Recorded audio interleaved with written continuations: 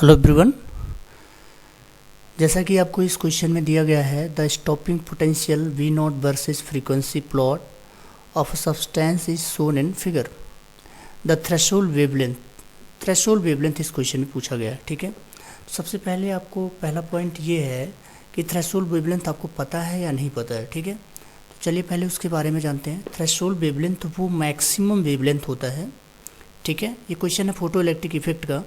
Threshold wavelength वो maximum wavelength होता है जिसके ऊपर फोटो इलेक्ट्रॉन का एमिशन पॉसिबल नहीं है। ठीक है, तो उसके नीचे ही जो वेवलेंथ होगा उस पर फोटो इलेक्ट्रॉन का एमिशन पॉसिबल होता है, उसके ऊपर नहीं होता है, इसलिए उसको हम थ्रेशोल्ड वेवलेंथ या कट ऑफ वेवलेंथ भी बोलते हैं। ठीक है, अब ग्राफ में आप देखिए क्लियरली आपको शोन है यहाँ फ्रीक्वेंसी जो 5 × 10⁻14 हर्ट्ज है। ठीक है, 5 × 10⁻14 हर्ट्ज है। इसी फ्रीक्वेंसी से फोटो इलेक्ट्रॉन का एमिशन स्टार्ट हो रहा है। ठीक है, तो वेवलेंथ क्या आ जाएगा, वेवलेंथ जो आएगा लैम्डा टी एच, जिसको हम थ्रेशोल्ड वेवलेंथ बोल रहे हैं, lambda T H is equal to C divide by nu. ठीक है, सीधा फार्मूला है हमारे पास। इसी फ्रीक्वेंसी से स्टार्ट हो रहा फोटो इलेक्ट्रॉन का एमिशन, तो ये हो जाएगा 3 × 10⁻8 divide by 5 × 10⁻14 hertz, and this is equal to 0.6 × 10⁻⁻6 metre. ठीक है, ये हमारा आंसर आ गया, लेकिन ये क्वेश्चन में किसी आंसर में मैच नहीं कर रहा। तो अब इसको थोड़ा सा हम और इसको मैनिपुलेट करते हैं। तो ये हमारा, हम इसको ऐसे लिख सकते हैं 6000 एंगस्ट्रॉम, ये हमारा आंसर हो सकता है। अब देखिए आपका आंसर बी मैच कर गया। ठीक है, दिस इज राइट आंसर। तो इस क्वेश्चन का सलूशन यही है। इसमें जो एक सिंपल छोटा सा फार्मूला आपको जो यूज हुआ है, ये फार्मूला आपको याद रखना है। ठीक है, आपको पता ही होगा C/न्यू ये फार्मूला होता है। ठीक है, उसके बाद इसमें थ्रेशोल्ड वेवलेंथ क्या होता है ये आपको पता होना चाहिए। ठीक, इस तरह से इस क्वेश्चन को हम सॉल्व करेंगे। चलते हैं नेक्स्ट क्वेश्चन में। नेक्स्ट क्वेश्चन हमारा दिया है, which one of the following graphs represent the variation of kinetic energy EK of the emitted electrons with frequency nu in photoelectric effect। ठीक है, फोटो इलेक्ट्रिक इफेक्ट करेक्टली। तो सबसे पहले आपको यहाँ पे बेसिक एक फार्मूला ज़रूर पता होना चाहिए। अकॉर्डिंग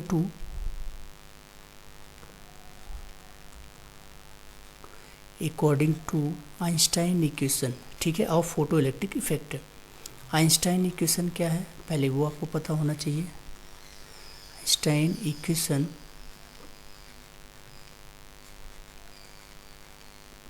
क्या है, जो हमारा EK होता है, EK मैक्सिमम काइनेटिक एनर्जी जिसको बोलते हैं, मैक्सिमम काइनेटिक एनर्जी, ये होता है हमारा hν।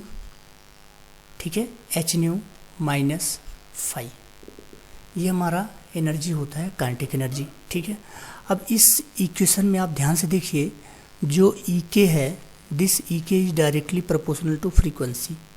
ठीक, बट ये जीरो से स्टार्ट नहीं हो रहा, कहाँ से स्टार्ट हो रहा, at nu is equal to 0। जब न्यू 0 है तो जो EK है, EK ये क्या आ रहा, माइनस फाई क्या है यहाँ पे, फाई को हम बोलते हैं वर्क फंक्शन। ठीक है, इसको हम बोलते हैं वर्क फंक्शन। वो मिनिमम एनर्जी होता है जिसपे फोटो इलेक्ट्रॉन का एमिशन स्टार्ट हो जाता है। ठीक है, मिनिमम एनर्जी जिसपे minimum incident energy of photon eight which photo electron emission will start. ठीक है, तो वो मिनिमम एनर्जी होता है जिसपे फोटो इलेक्ट्रॉन का एमिशन स्टार्ट हो जाता है, उसको हम वर्क फंक्शन बोलते हैं। तो देखिए यहाँ पे बिल्कुल क्लियरली आपको यहाँ पे डायरेक्टली है, इसका मतलब लीनियर कर्व आने वाला है, डायरेक्टली प्रोपोर्शनल है लीनियर कर्व। बट जब न्यू 0 है तो वो निगेटिव में है, तो ऐसा ऑप्शन ए तो है नहीं, ऑप्शन बी में डिक्रीज दिखाया है, ऑप्शन सी में देखो पॉजिटिव से स्टार्ट किया है, इसलिए ऑप्शन सी भी नहीं है, इसलिए राइट आंसर इज डी। ठीक है, मतलब आपका जो कर्व आने वाला है वो कर्व कुछ इस टाइप का आने वाला है, इस टाइप का। ठीक है, ये अगर हम मान ले ये EK है, ये अगर हम मान ले ये EK है और ये हमारा फ्रीक्वेंसी है, तो जो आपका कर्व है कुछ इस तरह से, अगर इसको हम पीछे बढ़ाएं तो ये कहीं यहाँ निगेटिव पॉइंट यहाँ कहीं पे जाके मिलता है। ठीक है, आई थिंक ये आपको समझ में आ गया होगा। चलिए नेक्स्ट क्वेश्चन पे चलते हैं। इस क्वेश्चन में आपको दिया है, in photoelectric effect work function of metal is, work function का मतलब आपको सबसे पहले आप नोट कर लो क्या क्या गिवन है। गिवन है आपको वर्क फंक्शन, ठीक है, मतलब जिसको आप फाई बोलते हो। फाई इज इक्वल टू कितना आ गया 3.5 electron volt. The emitted electrons can be stopped by applying potential of -1.2 volt. मतलब आपको स्टॉपिंग पोटेंशियल की बात कर रहा है। स्टॉपिंग पोटेंशियल ये दिया है 1.2 वोल्ट। निगेटिव का जस्ट यहाँ पे ये मतलब होता है कि हम निगेटिव पोटेंशियल अप्लाई करते हैं और इलेक्ट्रॉन का एमिशन स्टॉप हो जाता है, फोटो इलेक्ट्रॉन्स नहीं इमिट होते, that means photo current zero हो जाती है, इसलिए इसको ये निगेटिव पोटेंशियल बोलते हैं। ठीक है, निगेटिव स्टॉपिंग पोटेंशियल है, मीन्स वो पोटेंशियल, वो निगेटिव पोटेंशियल जिस पे फोटो करंट जीरो हो जाता है, फोटो इलेक्ट्रिक करंट जीरो हो जाता है, उसको हम स्टॉपिंग पोटेंशियल बोलते हैं। अब हमारे पास आइंस्टाइन इक्वेशन है, ठीक है। आइंस्टाइन इक्वेशन क्या है इसको हम नोट करते हैं। आइंस्टाइन इक्वेशन जो है उसी से सॉल्व हो जाएगा आपका क्वेश्चन। आइंस्टाइन इक्वेशन क्या है, ये है हमारा आइंस्टाइन इक्वेशन, ये है E K is equal to H nu minus phi. हमको निकालना क्या है, एच न्यू निकालना है। H nu is equal to E K plus phi. और फिर क्वेश्चन आया कि ई के क्या होगा। देखो, जो मैक्सिमम काइनेटिक एनर्जी का भी इलेक्ट्रॉन होगा, मैक्सिमम काइनेटिक एनर्जी का इलेक्ट्रॉन होगा, उसको रोकने के लिए जो पोटेंशियल की ज़रूरत पड़ती है वही हमारा ई के होता है। ठीक है, स्टॉपिंग पोटेंशियल मीन्स ई के को हम ये लिख सकते हैं ई इंटू वी नॉट लिख सकते हैं।